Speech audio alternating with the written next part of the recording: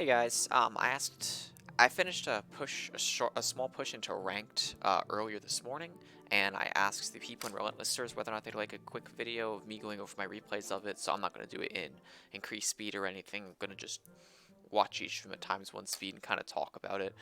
I'm at 66, 68 right now, so finishing at 7K trophies is still possible, but I'm not going to sweat it even if I fall out of ranked by the end of the season, to be completely honest. I took basically a week-long break, so it's chill. Where was it? Okay, we're not going to... You didn't see any of those games. So yeah, we're going to start right here at 65-39 after I got trolled a little bit on ladder this morning and fell out of the just below ranked territory. I think game volume needs to be a touch louder. That should work. Alright, so yeah. Starting with this giant Night Witch friend. If BooStacks wants to load. I should have known that was going to happen. BooStacks has been a little bit rude today. Anywho, I don't remember a good portion. Hi, that's loud. I actually don't remember a good portion of this game. I'm going to lower this in my volume mixer real quick. So this is not a very good starting hand in my opinion. I really prefer to have Bandit in my start. It's kind of Bandit or bust for starting hands if you ask me. But it was fine. That's like, okay, I guess I just cycle my Barbaro in response. I didn't have anything there that I wanted to cycle more. I wasn't really sure where I wanted to play a Magic Archer, but it needed to answer that, so I mean, there's very little difference between that corner behind the King Tower. I was just playing the card. Again, I'm just kind of thinking here, I don't really know what I want to do. I find the very beginning of the match is probably the clumsiest section of the game for this, at least for me, for this deck, with this deck right now. So, I mean, just kind of really standard beginning of the game.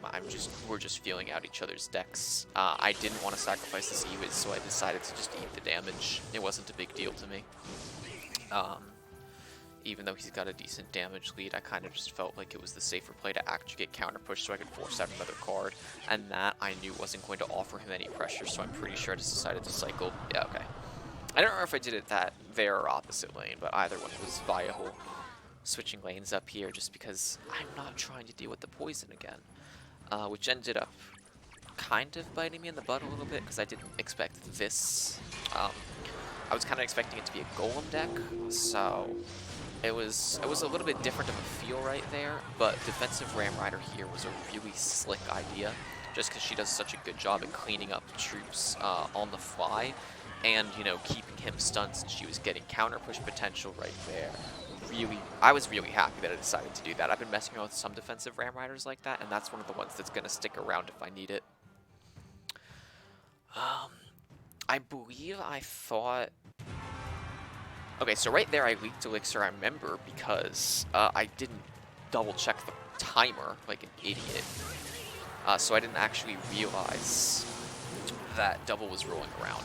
I would have liked to have killed the Mega Minion more than I would have liked to have hit the Baby Dragon right there, but a couple of spells, it's honestly not a huge deal. The Giant's going to get some damage, but I have a lot of pretty solid defensive capability, although giving him poison value on both of his cards was kind of sus. I'm really just trying to lay back right here and wait for him to give me counter push opportunity. He's clearly playing around the fact that I'm running Magic Archer, so I'm not like attempting to force counter push at all. I'm just trying to take the lightning value that he's guaranteed to provide me with every at every juncture. I think I take Magic Archer value here, yeah, and I snowball it back so that I can get the tower within lightning range. And honestly, that play was really what ended the game, because he's going to spam me here, but defending is also cycling back to it, and he didn't really have anything after doing all of that spam.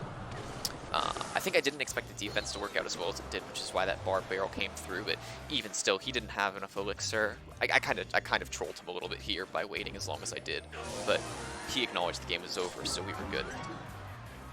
That was actually a really... I remember really enjoying that game because I could just drop lightning, and I know that anything he put down to defend it was going to offer me value, so I just went with it.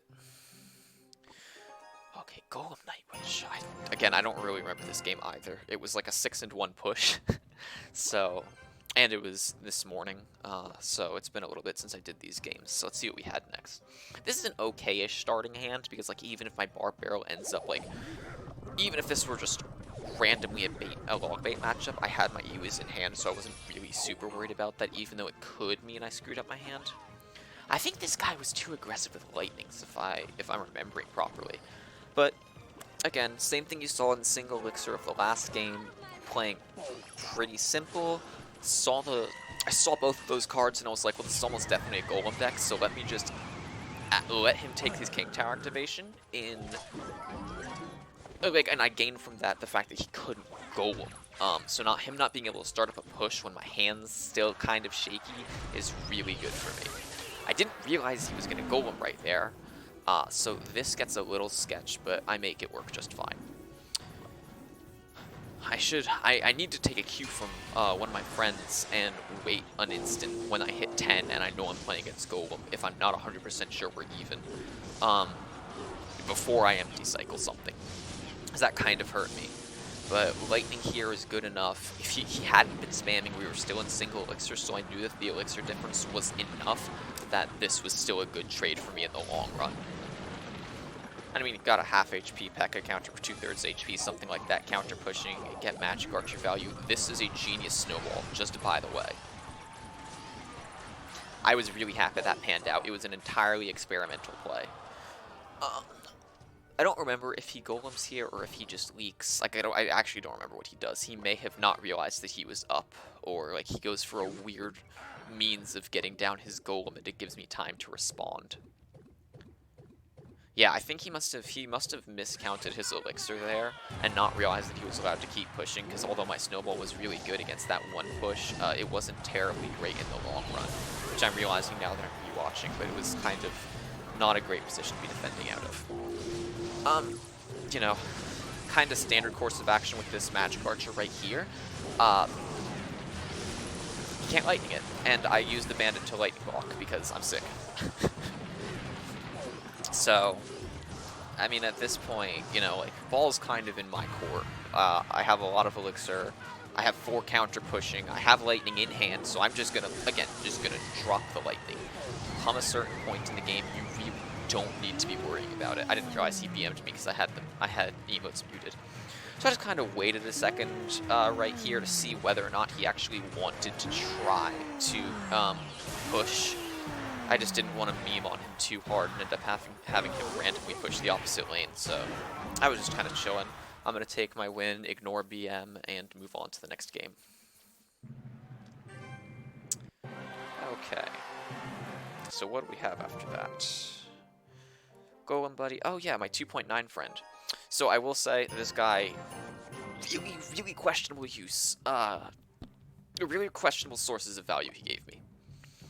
And I'll go over the big misplays in here, because I do remember this game a little bit better than I remember some of the other ones. I know it's kind of weird to ignore that, or to not ignore that one elixir to some people. It's more a matter of, with chip decks, which are most of what run Ice Spirit, I don't even want to be taking that small amount of damage, because any advantage is good for them. The idea behind when I cycle stuff is I'm going to alternate what lane I cycle it in, specifically when he has his fireball in hand. I don't want him to be able to focus down the same lane, because, again, they're only getting chip damage.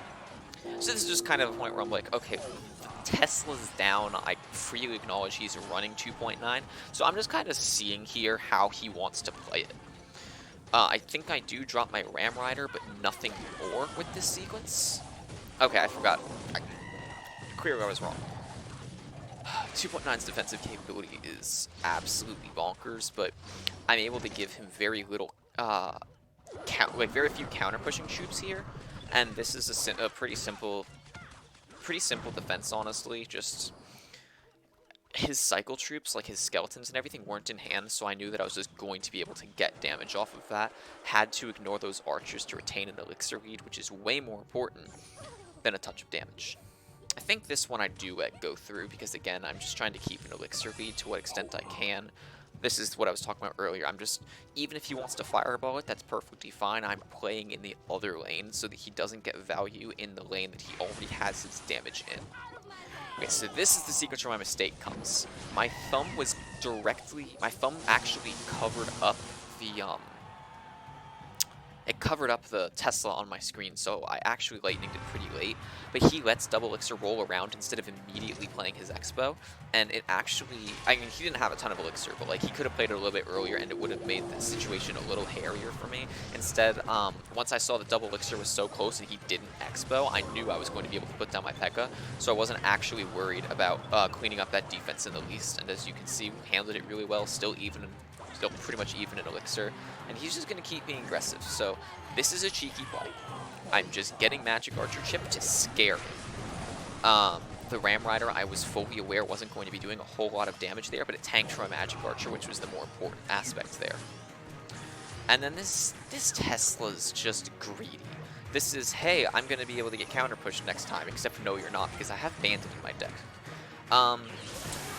I'm just waiting to see if he wants to do anything. That was a poorly timed Expo by him. Obviously, he had no way of knowing that I was going to be cycling my Ewiz, but as soon as the Ewiz is down, it's like, yeah, just peck at the bridge, and it's free. So at this point, he's clearly the one who's pressured, so I'm frankly not really worrying. This was a pre-barb barrel to see if I couldn't catch his Tesla, and even though I couldn't, it tanked just fine, so we were able to keep going. This is a little bit different of a defense because my cycle wasn't quite fixed yet, but he's been cycling really slowly the entire game, and he keeps on giving me value through his cycle troops in other spots instead of being able to save them for defending the P.E.K.K.As that I keep on matching on his Expos. He's trying, so that Tesla from him is like an interesting idea.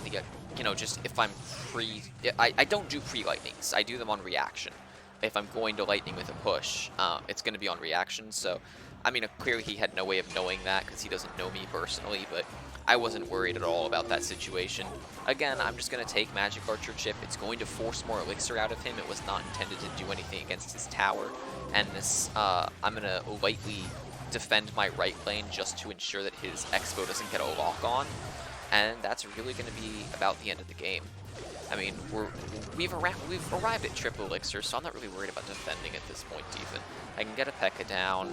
I don't know what that fireball was, but it wasn't going to do him anything no matter what. That position is really easy to bandit because it's difficult for him to predict, and I'm just defending at this point. There's no way he's dealing me that much damage. Okay, I say I'm just defending as I pushed, but like, the push was a means of keeping his Elixir down. I did try to predict that the stupid Tesla he did before, but it didn't matter, which is the only reason I went for a prediction there. It was physically impossible for him to take back that big of a damage deficit in that short amount of time. So if he ended up getting it, like if he ended up playing his Tesla where he ended up playing it, like it's still entirely irrelevant. One thing I will say Expo players can do is they can play, I'm going to put my mouse on the screen real quick, over here. So like, if this whole thing right here is the arena, they can play it like, right in this area right here, their Tesla, and I can't lightning it, and they can generally get value off of it. So this is my one loss. It's not a pretty game. I can say that with confidence. It's not a pretty game. But a portion of that was honestly my starting hand sucked. It was, it took me really long to try to get my cycle into a workable position, and by that point I was just down in too much Elixir. So we'll try to spot, like, any mistakes that I can really fix, but this did not go well.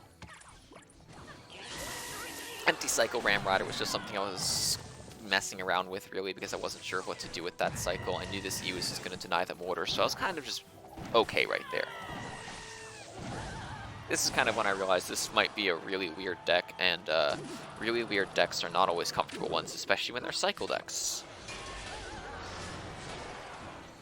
So, in retrospect, this is mistake number one. I should have entirely played my Barb Barrel instead of my Snowball.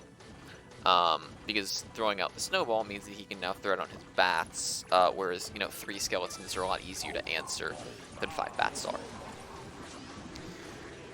I also don't know if I really should have Magic Archered as aggressively as I did there, but we're roughly even on Elixir right now, so I don't remember how the game goes from here. I just know that I didn't have a good time with this one.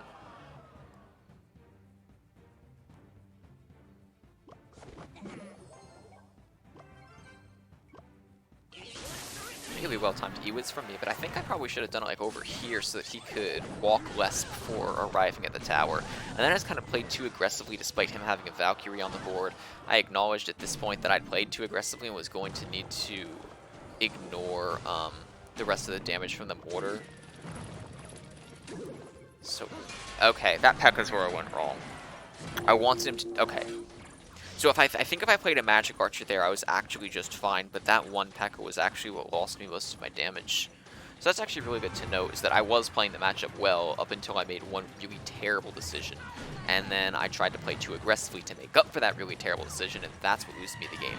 This was a fat finger. My finger slid off to the left one tile at the very end, and I wasn't able to kill the Musketeer, so that was pretty annoying. But it was the decision-making that I think threw the game for me more than it was anything else. That's such a weird minor decision. I don't know if I really like it, but I know what he was going for. Intentionally grabbing the attention of both Princess Towers. I don't think it's good, but it's different. It was a decent Valkyrie from him. I probably should have been expecting it since there was the Bandit already on the board, but it's not a big deal. Mortar's not something that I'm particularly comfortable against, especially when it's like some weird custom hypercycle deck like this. So, I mean, at this point, I would finish it out.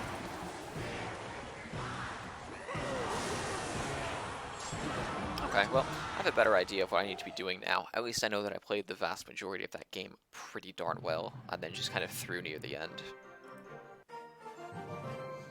Okay, and that was the one loss in this entire set of replays. This deck was annoying. Just for the record, this was annoying. I do not really like playing against Graveyard. Big surprise, given that I don't have a poison anymore. I snowball there, you know, spending two, you know, like we're both spending 2 elixir there, and I'm not wasting a troop. I'm bad at trying to get Bandit to dash on top of the tombstone, so I make a game out of seeing if I can do it, and the answer is very often no, but that's fine. I think this game makes use of a new trick that I've been working on, which I'll point out when it comes to it, because I've been looking for more uses of one card. Yeah, Battle Healer Icewiz NATO Graveyard is really annoying to break through. I think I Magic Archer this so that she actually flipping dies, basically. Yeah. Because I kind of have to. That card, like, just being allowed to heal infinitely is so obnoxious. I'm pretty sure I don't support this. That'd be really stupid. Yeah, let's go, Aiden. Good decision making. I actually don't agree with that tombstone from him at all. He was up in elixir and should have been pushing the advantage. That's kind of what marks... Like, I knew I was down in elixir. I guess he just didn't and decided to give me a fighting chance as a result.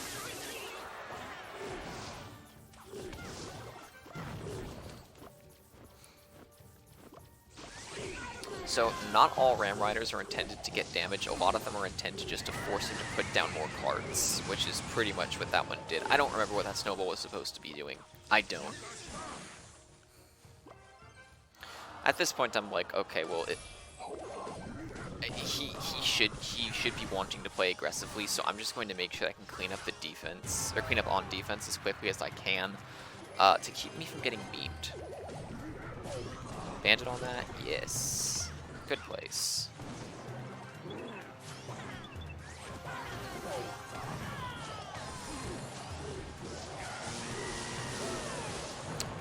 I don't fault myself for that one. He's still getting very little elixir worth for his counter push, so it's not that big of a worry to me. I did know that that Magic Archer was going to survive, by the way. That was not a guess. That's just a fact. I'm pretty sure I only used that one card on defense on the right lane. No, I did use my Barb Barrel too. So then once I saw that tombstone, I'm like, okay, that's a desperation play, so I'm just going to keep pressuring him for it. This is kind of when I realized I was in the driver's seat a little bit and decided to decided to work on keeping that going.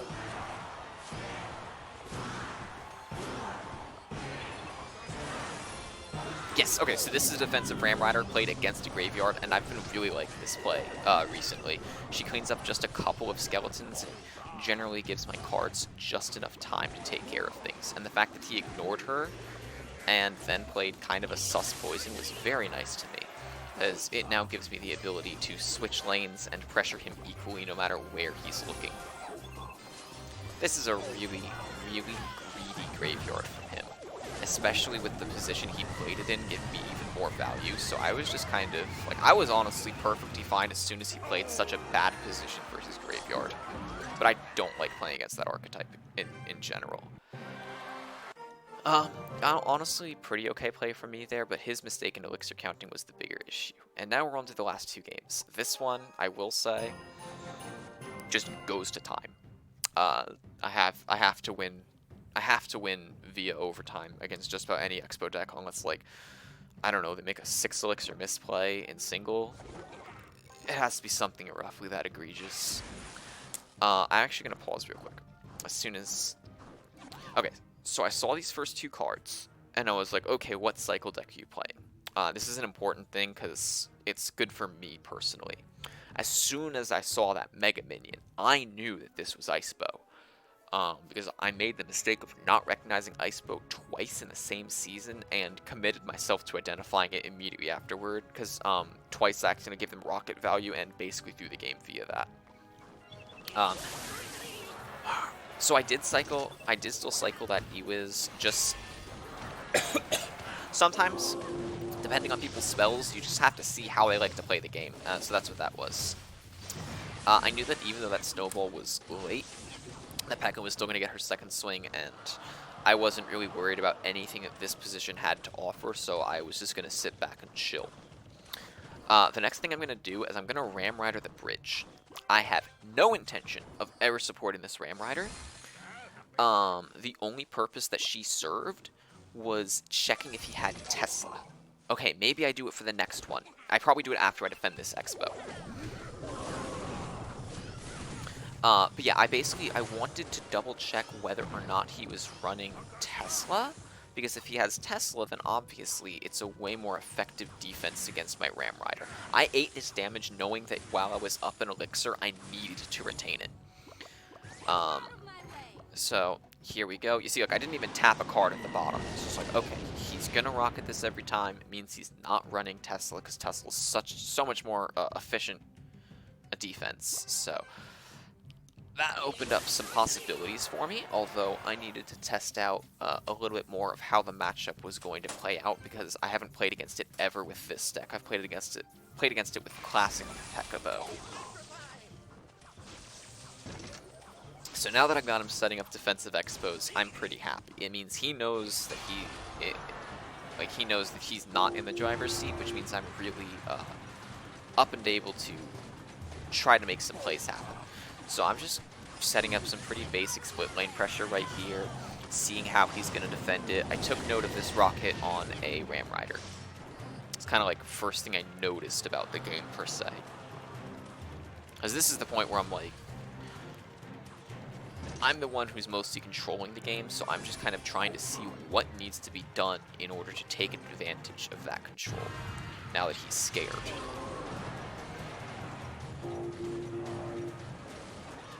Again, you know, cycle the troop in the back. Now, like, wow, that was a pretty greedy play. So I just went for the lightning to force more elixir out of him and give me a better chance at getting in damage elsewhere.